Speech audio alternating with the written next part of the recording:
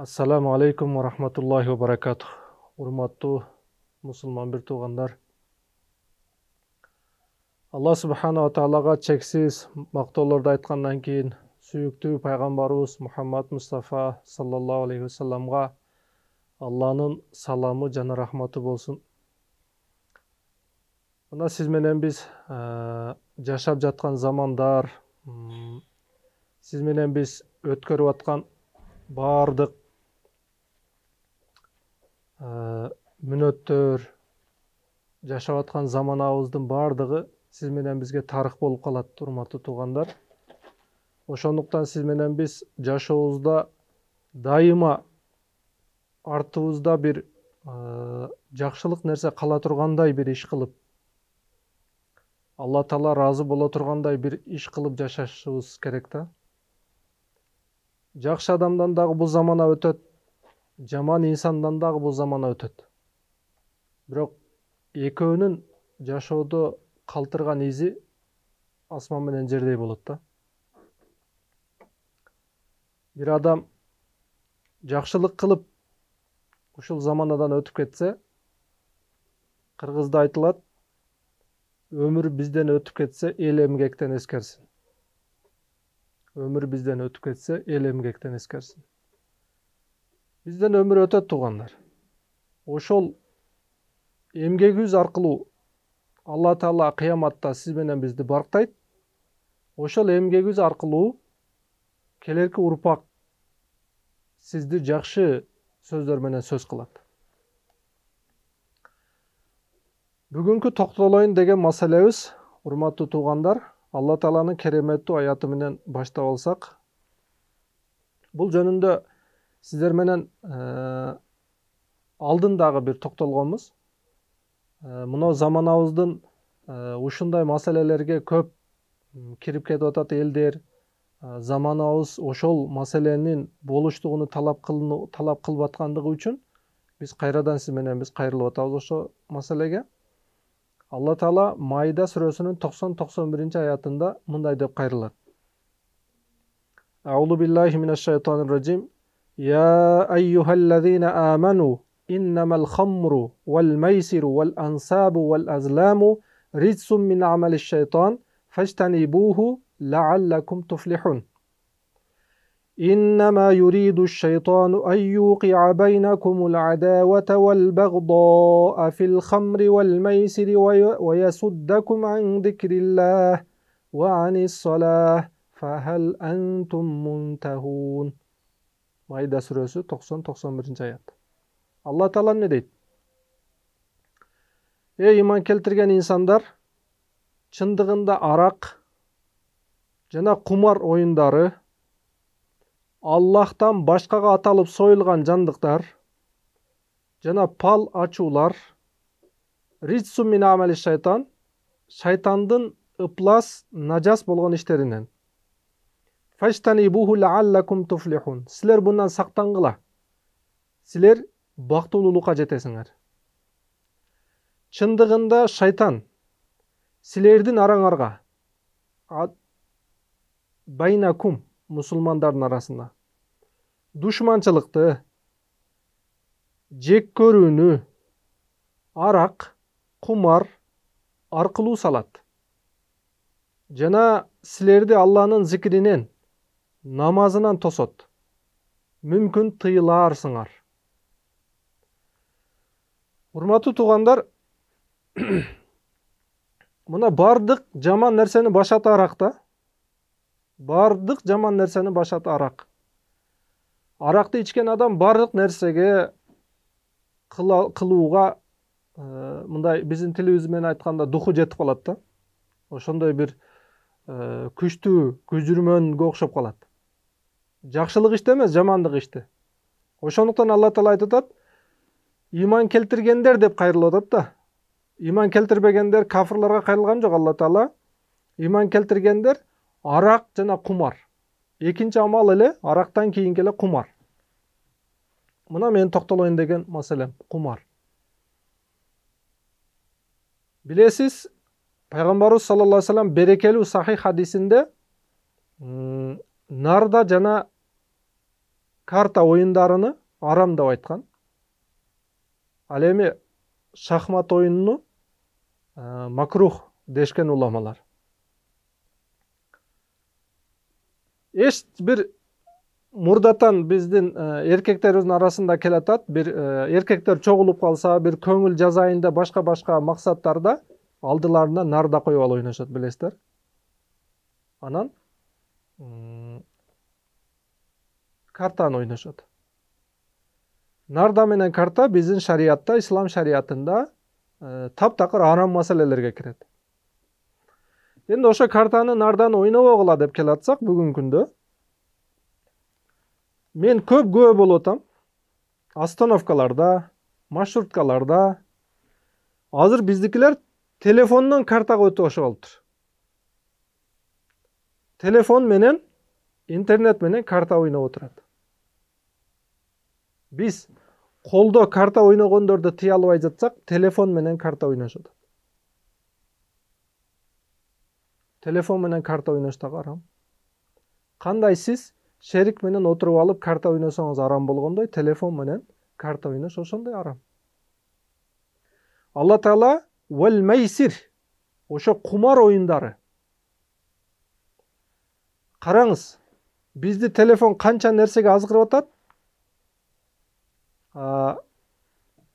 Азгыргандан сырткары бош отуруп калсак, телефондон карта ойноп атат биздин замандаштар. Эмнеге биз Алла Тааланын өкүмдөрүнү тургузбай жатып, Алла Тааланын арам кылган нерселерин кылышыбыз керек.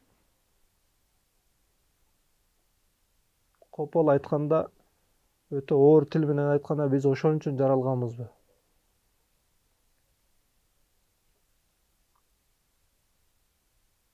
Мен дайым айтып келем, инсан Алланын разылыгын таба албаса, анда Алланын арамын кылбасын да, эч болбогондо. Динге салым кошо албаса, динге зыян тийгизбесин. Андан кийин телефон маселеси болуп калды. Ошонун ичине жанагы оюндар.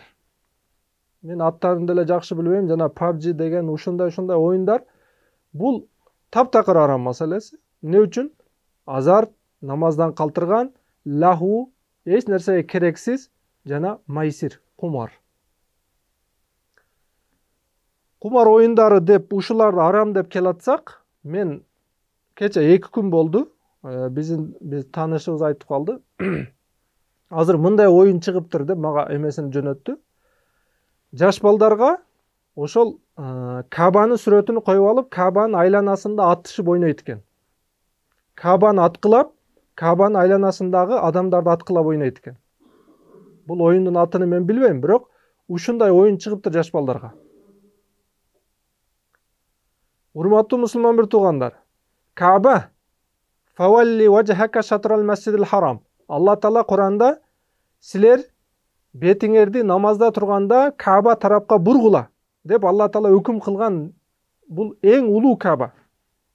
Мусулмандардын кыбласын бир кыла турган Каба. Мусулмандардын ажылыгын өтөй турган, айлана турган, таваф кыла турган Каба.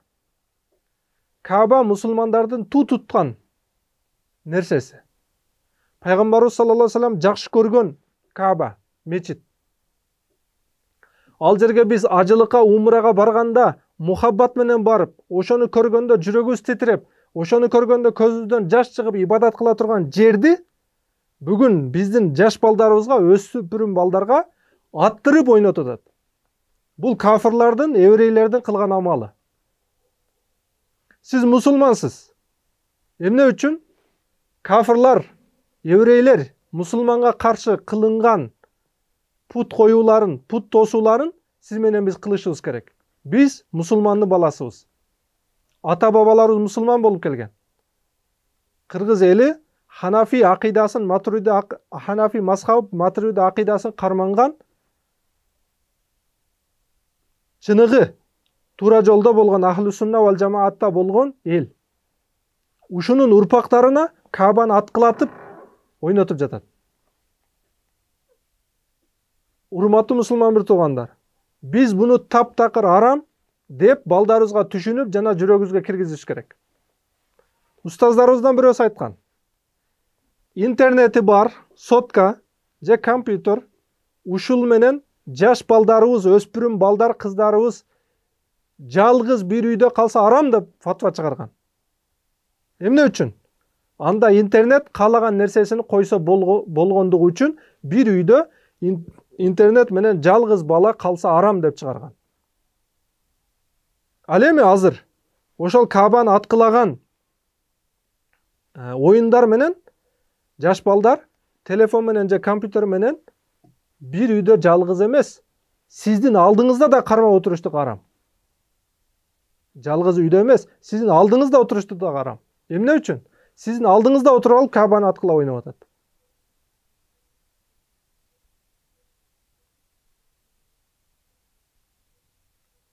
Биз еврейлердин же кафырлардын койгон нерсесин аткылап ойногон жокпуз го. Не үчүн мусулмандарды кордош керек? Өткөн заманада өткөн кылымда айткан экен. Мусулмандар өрчүп кетип атат, буларды кандай токтотобуз десе, алардын бир мусулмандык амалыны тыялыбы десе, жок, аларды тыйбагыла. Башка динден бир аз иштерди киргизип койгула, ошол иштер менен мусулманчылык аралашып отуруп, келечектеги урпагы, мусулмандын урпагы, кайсынысы ислам дининде, кайсынысы христиан дининде билбей калып, бирдей амал кылып кете берет деп система киргизишкен. Мына бүгүн ушул акыбалга жеттик. Биздин урпагыбыз Каабаны аткыласа болобу, болбойбу? Кайсы еврейдин иши, кайсы христиандын иши, кайсы мусулмандын иши? Ага карабастан не кылып калды? Ажыратпастан амал кылып калды.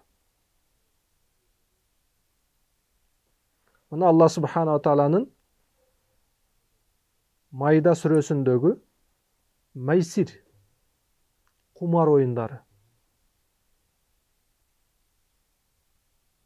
Урматтуу эркектер, урматтуу ата-энелер, балдарыбызга кайдыгер карабайлы. Мен дайым бир мисал айтам.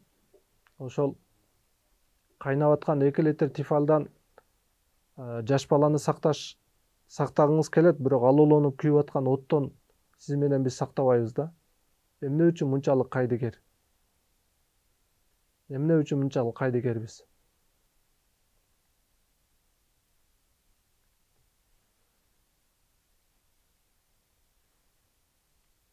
Вал ансаб.